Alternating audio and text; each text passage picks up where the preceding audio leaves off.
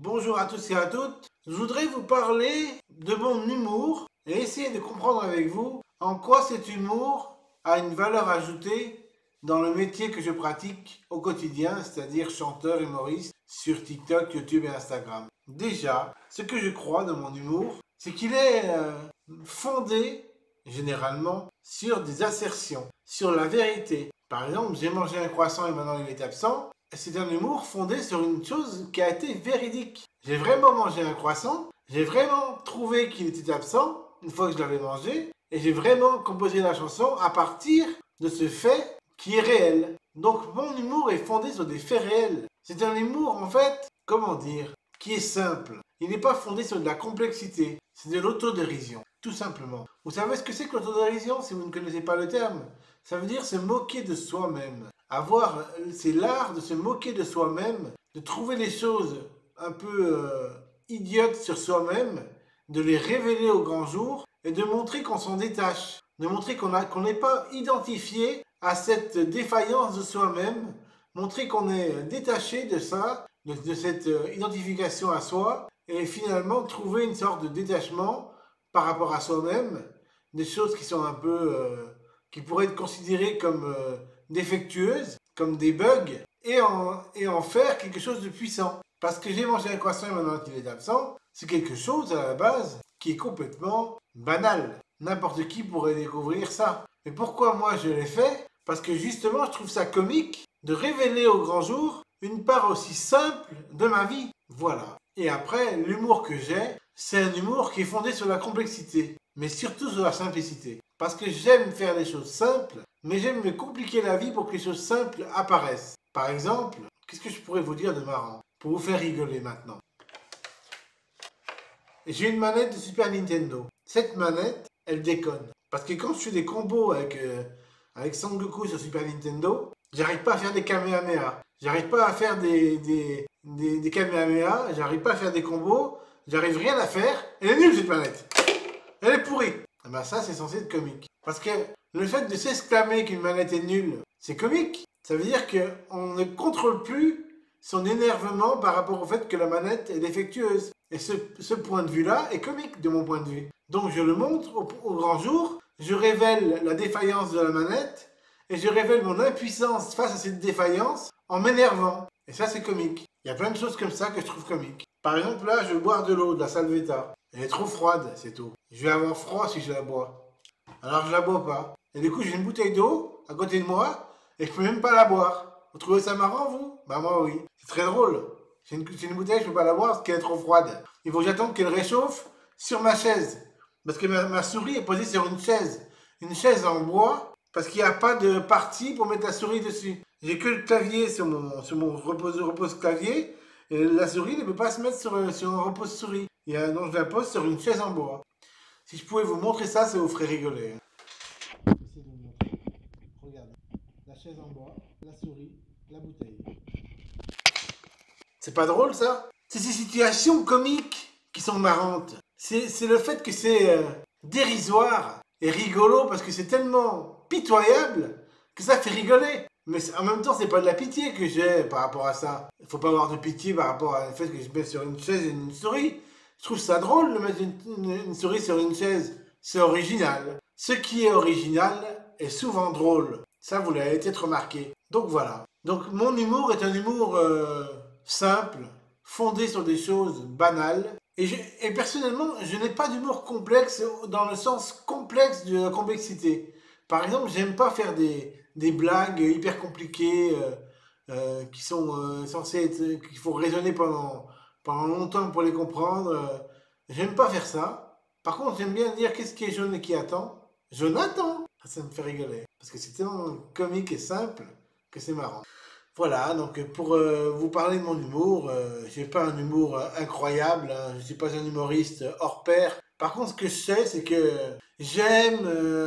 j'aspire à être bienveillant. Et ça, personne ne peut me l'enlever, même pas les trolls. Les trolls qui sont méchants avec moi, ben moi ça me fait rigoler. Ils me font rire les trolls. Dans le premier degré, hein. Je rigole ouvertement. De plus en plus avec le temps. Au début, quand j'avais commencé ma chaîne YouTube il y a très longtemps, qu'il y avait des trolls, j'étais dégoûté, je les masquais, je supprimais, je n'étais pas content. Des fois, ça me donnait plus envie de faire des vidéos. Mais maintenant, quand je vois des trolls, ils me font marrer. C'est incroyable. Ils me font rire, les trolls. Tout à l'heure, je me suis rendu compte que tous les trolls qui me disaient des trucs hyper méchants, même les haters, les pires haters qui m'aiment pas du tout, ben ils me font rire. Parce que leur humour ne me touche pas personnellement. Je suis décalé de leur humour et du coup je me vois comme un troisième plan, comme un troisième degré. C'est-à-dire qu'en fait, quand on me dit un message qui est déplaisant ou qui est négatif, s'il est déplaisant ou négatif, c'est parce que moi je le prends au premier degré. Et je me l'attribue et je me crois négatif et mal vu, quoi. Mais si je me prends au troisième degré, c'est-à-dire qu'en fait, moi-même, je me décale vers la droite et je me regarde d'un autre plan et que je vois le message qui est destiné à ce plan-là, eh ben moi, de mon côté, ça me fait rigoler.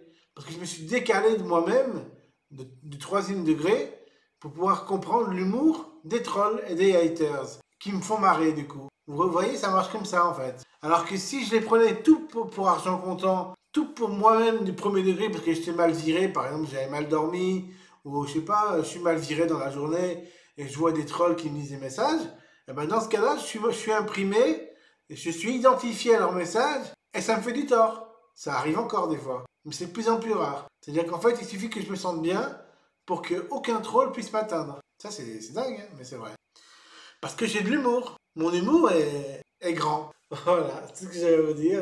J'ai de l'humour. Mais pour avoir de l'humour, pour que son humour puisse s'accroître, puisse augmenter, et puisse rayonner de partout, pour que la bienveillance puisse déborder de moi et atteindre tous les gens, y compris les trolls et les haters, la seule solution, c'est de se voir au troisième degré et pas au premier degré. Faut pas se voir comme un je, faut se voir comme un il. Si vous êtes une fille, faut pas vous voir comme un je, faut vous voir comme une elle. Et comme ça marche. Tout va couler sur vous parce que ça coule sur elle. Et vous voyez l'objet qui est l'objet de l'humour ou de l'agressivité et vous comprenez ce qui se passe avec du recul et vous n'êtes pas impacté de manière zoomée sur ce qui est dit. Voilà.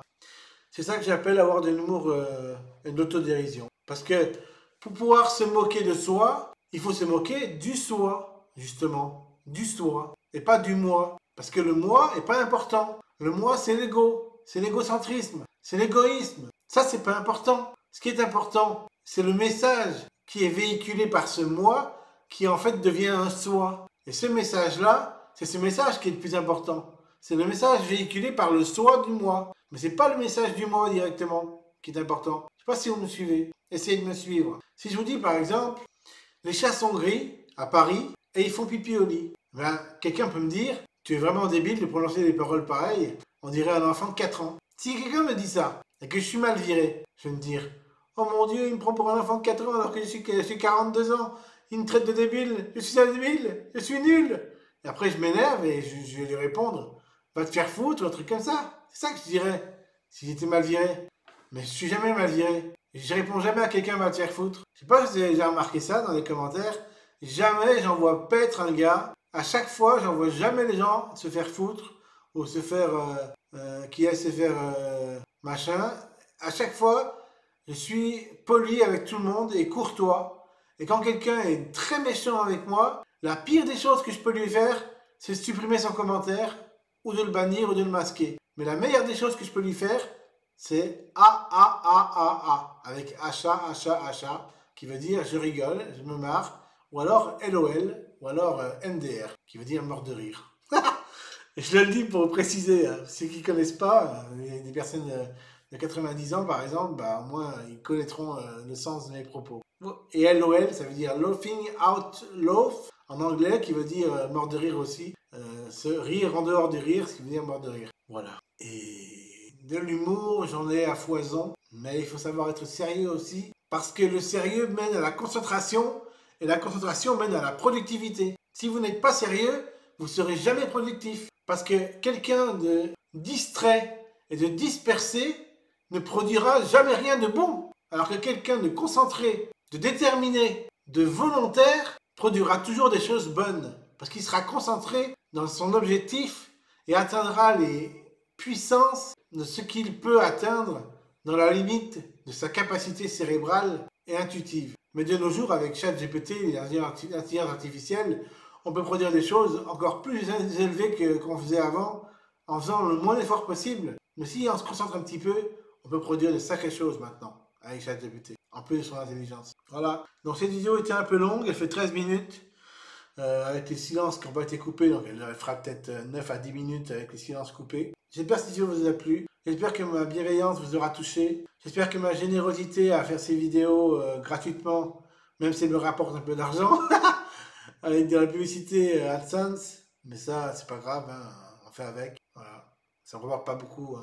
Ma chaîne bonus elle me rapporte même pas 10 $ par mois, donc je touche pas des sommes exorbitantes. Mais voilà, c'est toujours ça de prix, on prend ça, comme ça après on s'achète un petit kebab et après on fait une chanson sur le kebab. Ça c'est comique aussi. Allez, bye.